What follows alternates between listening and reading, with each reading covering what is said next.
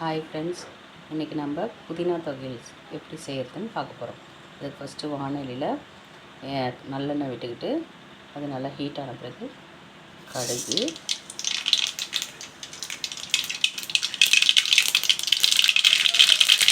அதே தெரிஞ்சோன்னு ஒரு 50 கிராம் கிட்ட உளுத்தம்பருப்பு,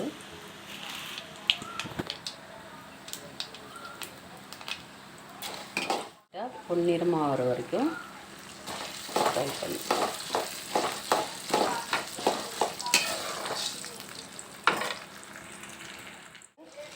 காஞ்ச மிளகா, நம்ம காரத்துக்கு ஏற்ற மாதிரி காஞ்ச மிளகா, அது கூட ஒரு லெமன் சைஸ்க்கு வந்து புளி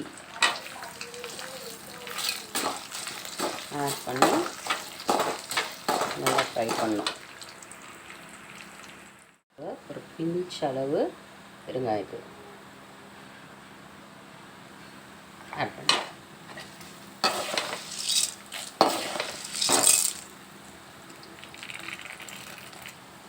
உளுத்தம்பருப்பு வந்து இந்தளவு பொன்னிறமானவனே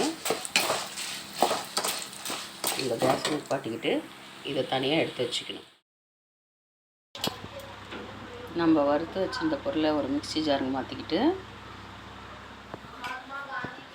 சேம் அதே கடாயில் நல்லா நம்ம அலசி எடுத்துக்கிட்ட புதினா, கொத்தமல்லி எல்லாத்தையும் நம்ம திரும்ப இதுக்குள்ளே எடுத்து கொடுக்குறோம்.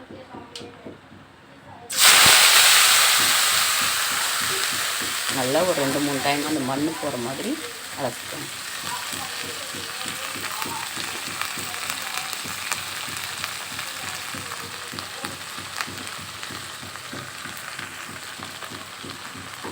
நல்லா இது வந்து அதில் இருக்க ஈரம் வதக்கணும்.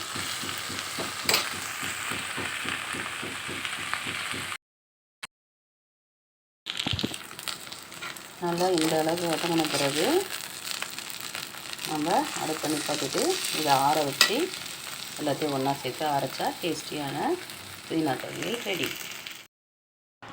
நம்ம தொகையில் அரைக்கும் போது ஃபஸ்ட்டு வந்து அந்த பருப்புலாம் போட்டிருக்கோம் இல்லைங்களா, அதை மட்டும்தான் நம்ம அரைக்க போகிறோம். அடுத்தது தான் இது நல்லா அரைஞ்ச பிறகு தான் நம்ம புதினா வதக்கி வச்சுருக்க புதினாவெல்லாம் நம்ம சேர்த்துப்போம். இது துவையல்ன்றதுனால ரொம்ப தண்ணி ஆட் பண்ணிடக்கூடாது. கொஞ்சமாக ஆட் பண்ணிட்டு அதுக்கப்புறம் நம்ம இது நல்லா கொஞ்சம் மைய அரைஞ்ச பிறகு நம்ம புதினாவை ஆட் பண்ணிக்கலாம். நாம் இந்த அளவு அரையும் போது வந்து நம்ம புதினா சேர்த்துக்கிட்டால் போதும். இப்போ நமக்கு டேஸ்டியான புதினா துவையல் ரெடி ஆகிடுச்சு. இது சுட சுட சாதத்துக்கூடையும் போட்டு சாப்பிட்லாம். சாதத்துக்கு சைடிஷாவோ இட்லி, தோசை எதுக்கு வேணாலும் வச்சு சாப்பிட்லாம். நல்லா ஈஸியாகவும் இருக்கும், டேஸ்டியாகவும் இருக்கும். கண்டிப்பாக உங்கள் வீட்டில் ட்ரை பண்ணி பாருங்கள். எங்கள் வீடியோ பிடிச்சிருந்தா இந்த சேனலை சப்ஸ்கிரைப் பண்ணிக்கோங்க. தேங்க்யூ.